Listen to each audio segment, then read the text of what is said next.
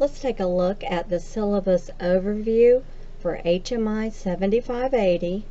My name is Dr. Amy Wazinski, and this is Spring 2018. The syllabus is really just a general description of goals and expectations in the course. It gives you a path, a logistical method of determining what items are due and on which date. It also gives you organizational information on how assignments should be submitted, how quizzes are taken. The syllabus has been approved by the faculties of the Graduate College, and it gives you a number of resources that you can use and expectations of you as a student, how you're going to be evaluated and assessed. A syllabus is a general plan for the course. However, a syllabus is not a contract. There will doubtless be some departures from the syllabus as is listed today. I will notify you promptly if there are changes, and I won't ever make you submit an assignment earlier than we had planned.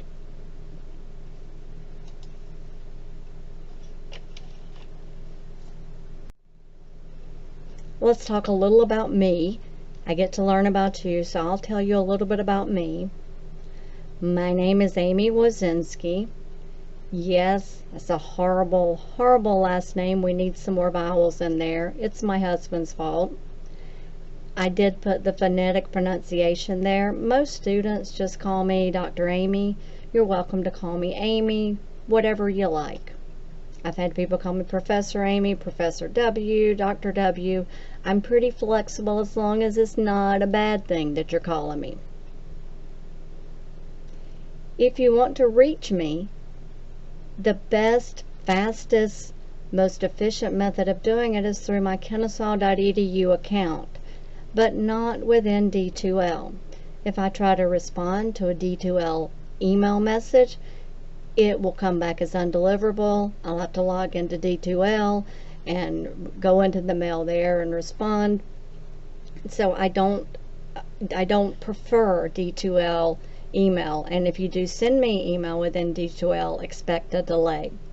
Of course, while it says 24/7 availability, I do have to sleep. I have things I need to do, but I will get back to you within about, usually within a business day, certainly within 2. If it's a time-sensitive message. If it's something I have to think about or is a little more in-depth, it might take a couple of days. My office is KSU Center 410. You're likely not on campus very often, neither am I. You're certainly welcome to stop by if I'm in there and am free and say hello to me. Love to meet you. Finally, you can send text and voicemail to my preferred phone contact, which is Google Voice. That's sometimes even faster than email, particularly if it's do I need to do this, or I've got this problem come up and you need to let me know. So if you want to send something over Google Voice, feel free to send me text or voicemail there. I'm not going to answer. It's not set up like that if you call, but I can receive text or voicemail. So you have lots of different ways to get in touch with me. I also have LinkedIn, Skype, Google Talk, whatever you'd like to use to communicate. I'm glad to do it.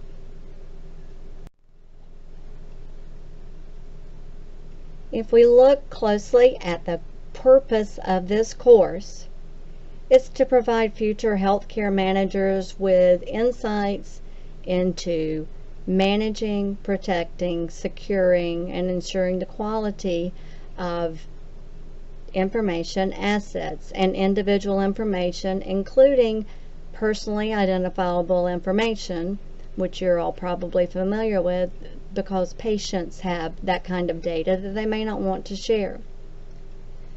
Now, when it says to provide the future healthcare manager, it could be the current healthcare manager, the current VP level healthcare manager, the current C-level healthcare specialist, whatever it might be.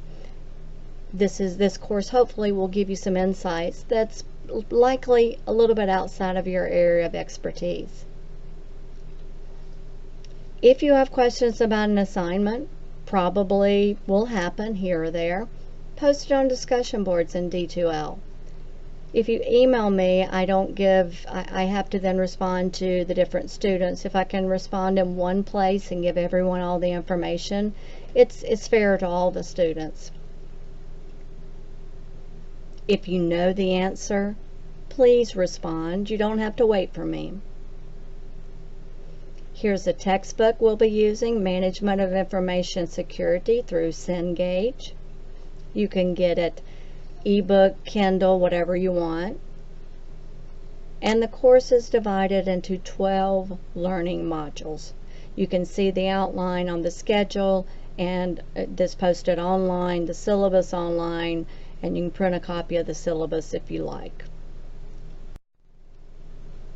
The learning outcomes for this course are divided into 3 overarching sets. First is governance, and here we're going to describe the categories and types of information security related plans and how you develop those plans. We'll also look at the mission, roles, and responsibilities of IT governance and compare and contrast it with InfoSec governance, particularly focusing on healthcare management. We will look at explaining why and how information security policies are developed, and we'll look at a few guidelines and models for writing policies to support healthcare management. You'll actually get to write policies as one of your assignments, which we'll discuss here very shortly. The second area under which learning outcomes are grouped is risk. Here we're going to look at critical healthcare information assets, and we're going to assess the current levels of risk that we have. From there, we'll define risk management and why it's important to know about it as an information security professional or as a healthcare manager or healthcare employee in any field.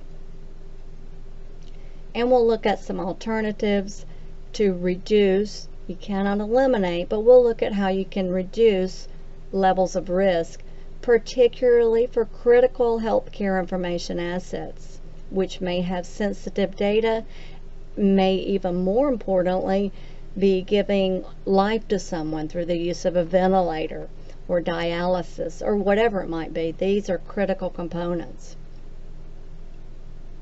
Finally, the third area we'll look at is regulatory compliance. We'll look at some of the legal and ethical challenges that information security managers and healthcare professionals face today. We'll look at some of the compliance issues, not just what the legal issues are, but how you comply with them. And we'll look at developing a compliance program for a healthcare organization that includes how it's going to be implemented, how it will be assessed, and how it will be continuously improved over time.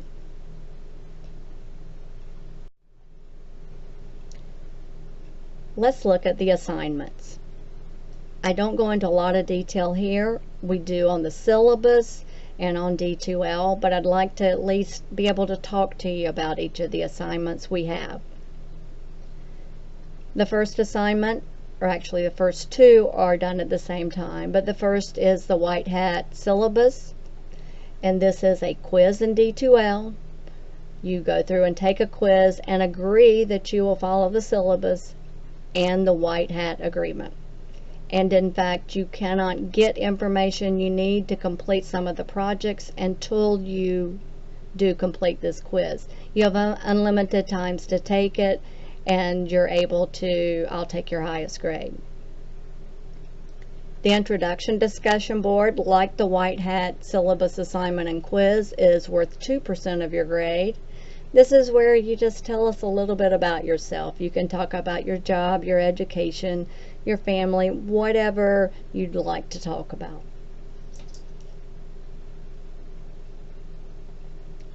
With the policy project, you have 3 phases. You're going to get to develop a security policy, record a presentation about that policy, and develop an assessment instrument regarding the policy that you recommended or the policies. Each of these phases is worth 8% for a total of 24% of your grade. A risk management project is also worth 24% of your grade, and it has two separate phases. Phase 1 is an asset inventory. What do you have on hand? And that's 12% of your grade. Phase 2 is determining what your risk is and how you're going to manage it. That's also 12%. Finally, you'll have two non-cumulative final or exams, a midterm and a final, 24% each, or 48% of the total grade. Part 1 on each of these exams will be a set of randomly chosen multiple choice questions. Part 2 will be essay questions where you get to select two discussion questions based on like a topic of risk. You might get to select from two questions that ask you questions about risk, and that's 20% of your grade. Hopefully that adds up to 100%.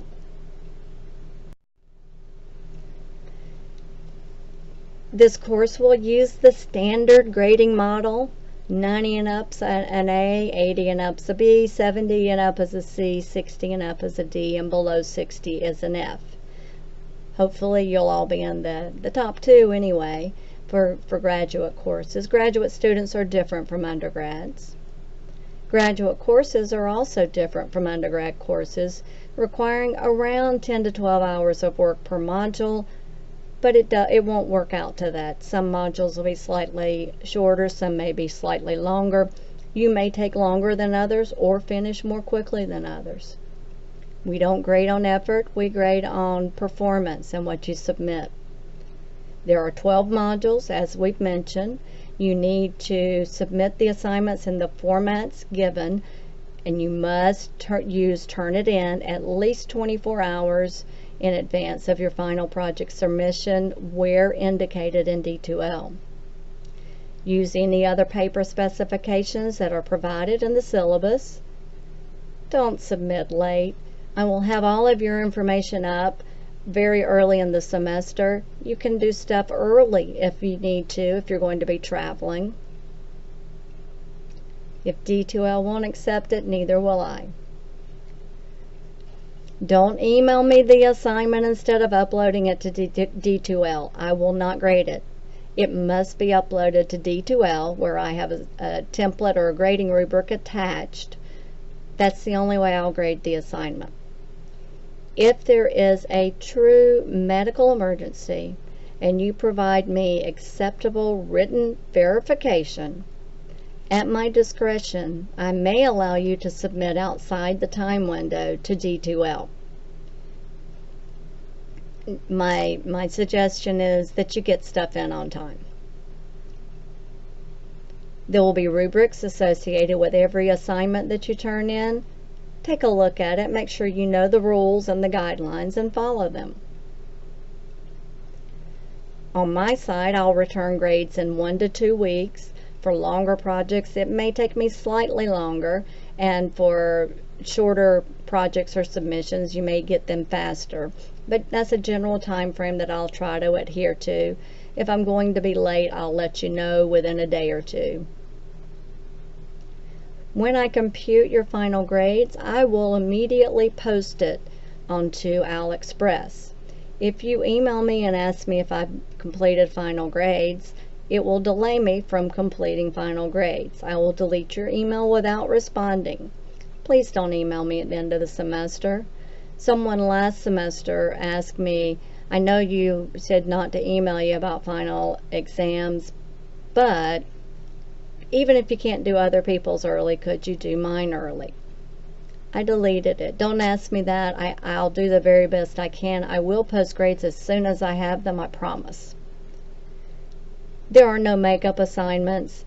If you have that true medical emergency, I may decide to change one of your projects or your final exam so that it captures the material you missed, or I may allow you to resubmit the same assignment.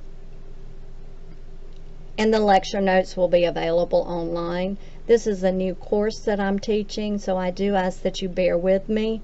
I'm working to catch up and should be caught up very soon. But I appreciate your patience. Some of the classroom policies, well, we're online. It's all online. I'm glad to meet with you in person if you like. Just set up an appointment, or more easily, I'll meet with you on Skype or Google Talk or whatever, again, you prefer. This course will absolutely adhere to KSU diversity statements, which is quite long and is listed in the syllabus. It covers as Title IX protected classes such as race, color, creed, sex, national origin, age, disability status, veteran status. KSU extends it to sexual orientation, gender identity. I extend it to everything. I don't discriminate against any group of people except one. I'm a Georgia Tech graduate. I don't like Georgia, especially when they stomp us in football, which is most every year. That's not a protected class. So if you're a Georgia fan, just don't let me see you wearing Georgia clothes, or don't post "Go Bulldogs." I know now I'll get several of those comments on the discussion board, and that's okay. Sarcasm doesn't translate well when there's just a voice and you're missing my nonverbal, but obviously I'm kidding. We will follow all institutional policies regarding academic integrity violations. This is a big deal. You must have undoubted integrity within the healthcare field, obviously. Academic integrity just is one component of that, and we will follow all institutional policies. I ask that you carefully review and read the syllabus, which has detailed information on academic integrity. I then encourage you to read further online with KSU's academic integrity statement. And there's a video on academic integrity and paraphrasing and so forth on YouTube that I created, and I'd encourage you to watch that if you have time. It will let you know some of the things you can and cannot do in terms of violation of academic integrity standards. This isn't as large of a problem with graduate students. If graduate students do plagiarize, it's typically accidental. But don't be an accidental plagiarist. Other policies: if you need special assistance or accommodation, let me know and give me whatever supporting documentation that's been provided to you. This one's usually not an issue, but only enrolled students can see the course, submit assignments. If we were in person, only those enrolled students could come into the class. I don't usually have people knocking down the door trying to get to my classes. However, if you're dropped for non-payment or for other reasons that aren't by mistake, you can't do assignments. I can't grade your assignments because you can't do them. So make sure you're up to date on what you need to do. The last day to withdraw without academic penalty is February 22nd. There are lots of other resources on the last couple of pages of the syllabus that are available free of charge. Use them. If it's free, like the Writing Center at KSU, if it's free, what does that mean? It means you paid for it somewhere else in your tuition. So use whatever resources are available. Why not? You paid for them. At this point, after you read the syllabus, if you have questions, you know what to do. I'm not even going to tell you, but if you do have questions, please take the appropriate response, and I'm glad to answer. Again, if you happen to know the answer, then you can respond and let this person know. But if you have a question, others probably do too. I'm looking forward to this class. It's the first time I've taught this class, although I research in the area of legal and ethical issues in IS and teach a course called Legal and Ethical Issues in IS. So I'm glad to be able to take a closer look at health care and I'll be learning with you. So I hope you'll share your knowledge with me, and I'll do my best to share what I know with you. Let's have a great semester.